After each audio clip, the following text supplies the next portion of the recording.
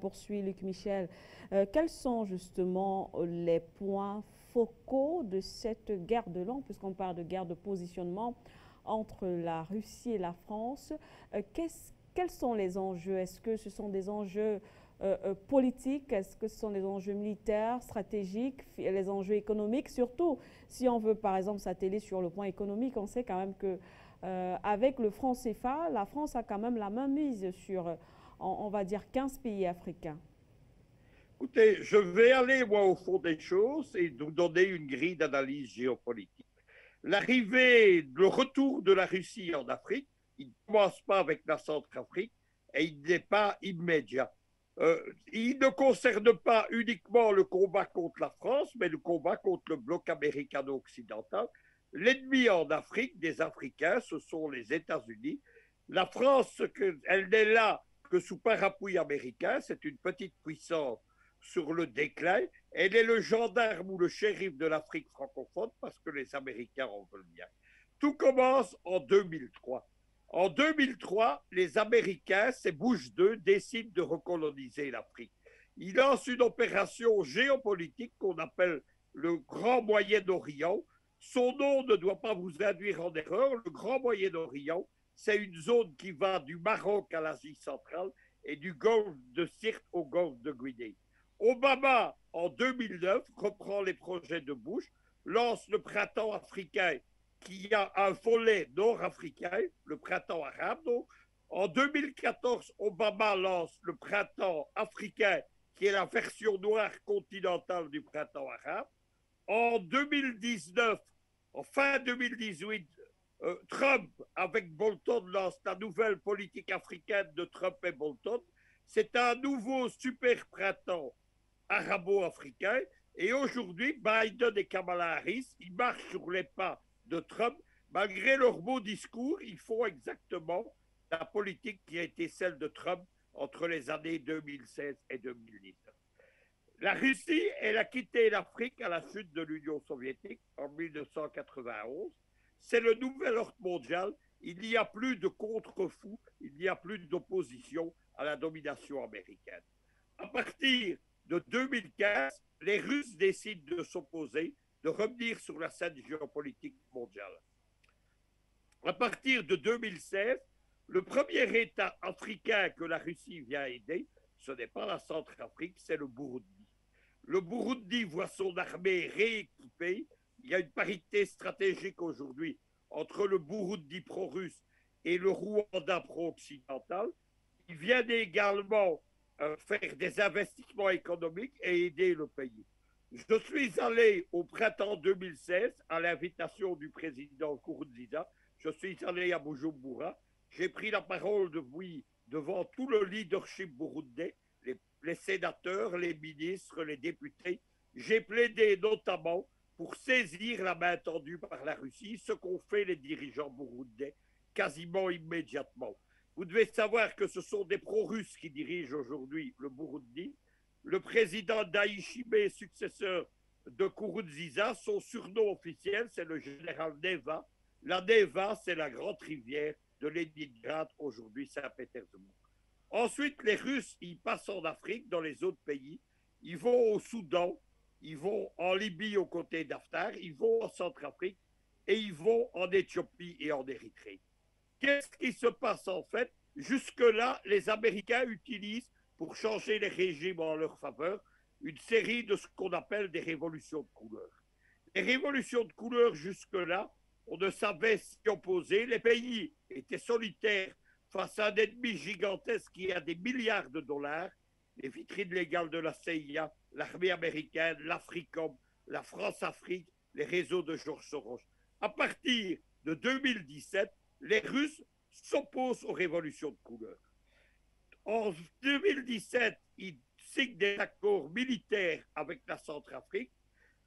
Les Russes arrivent à partir de 2018. Ils sont de retour sur les champs de bataille de la guerre froide, comme disent les Américains de Stratford. Lorsqu'une révolution de couleur est tentée fin 2019 pour empêcher la réélection de Touadéra, les Russes sont là, les firmes de sécurité russes. Manuela, il faut arrêter de dire le groupe Wagner. Le groupe Wagner, C'est un nom donné par la propagande franco-américaine aux firmes de sécurité russes.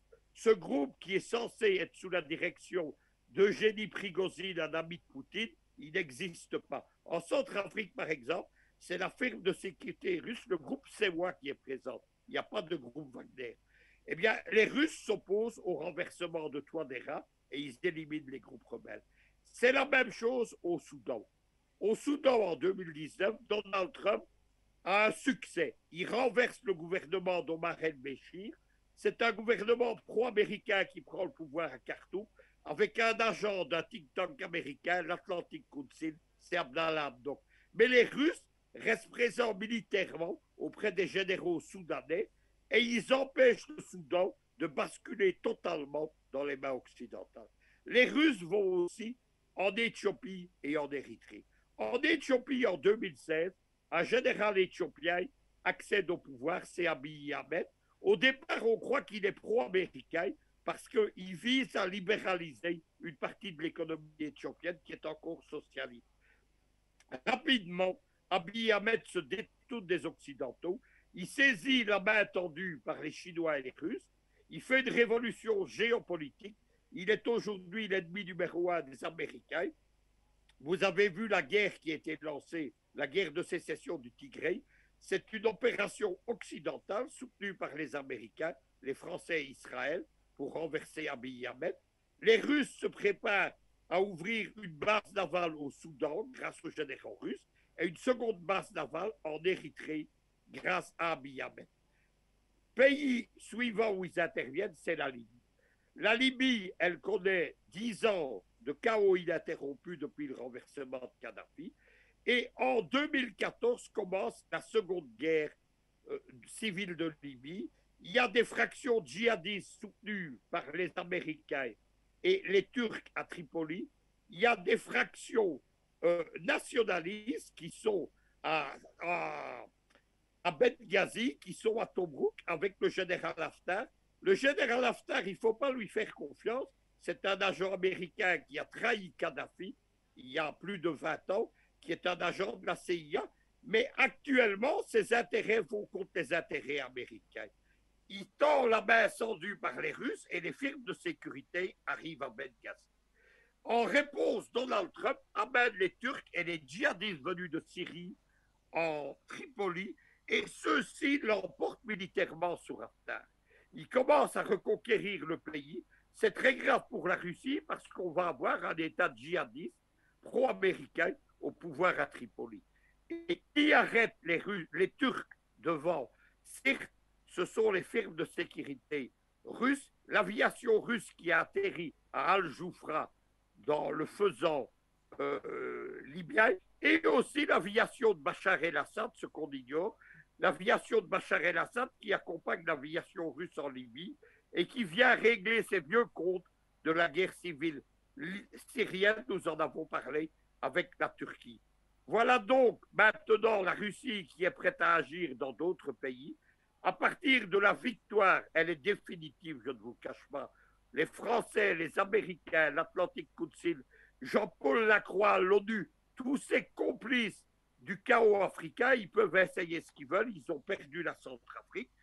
Jean-Pierre Lacroix, il a été salué pour son arrivée à Bangui avant-hier par un reportage de la télévision officielle de Bangui où on montre comment la MINUSCA, elle collabore avec les groupes rebelles et djihadistes en Centrafrique. Voilà la réalité. Les Russes maintenant s'apprêtent à intervenir au Mali. C'est la raison de la reprise du pouvoir par les colonels pro-russes. Assimi Goïta, c'est un pro-russe formé à Moscou, je le rappelle. Ils sont prêts aussi à intervenir au Cameroun. Il y a des liens avec la Russie de Paul Biya depuis 2003. Ils sont prêts à intervenir au Cameroun, mais aussi au Tchad. Le Tchad actuellement a des liens économiques renforcés avec la Russie. C'est le groupe russe de l'énergie Rosatom qui est en train d'électrifier le Tchad actuellement.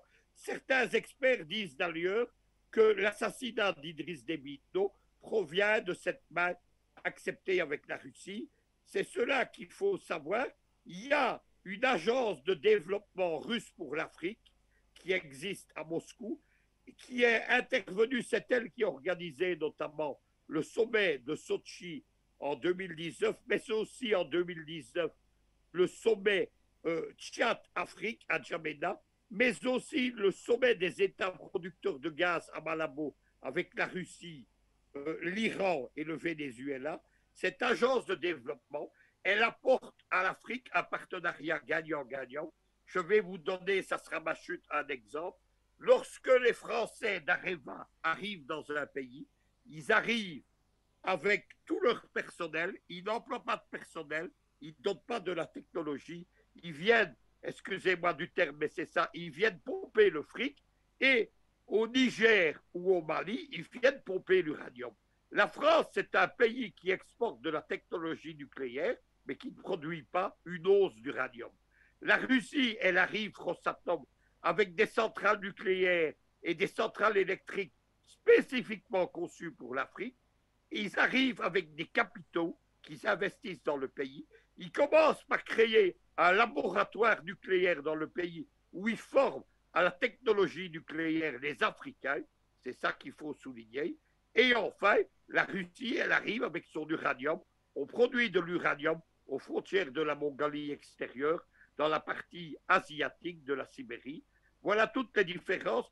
Lorsque vous posiez la question, est-ce que c'est un mouvement occidental qui s'oppose à un mouvement russe? Non, ce sont deux phénomènes extrêmement opposés. L'Afrique, elle reçoit de la Russie la liberté, elle reçoit de la Russie l'aide militaire, elle reçoit de la Russie l'aide économique. Des Européens ou des Américains, qu'est-ce qu'elle reçoit? Le chaos, le néocolonialisme et l'exploitation.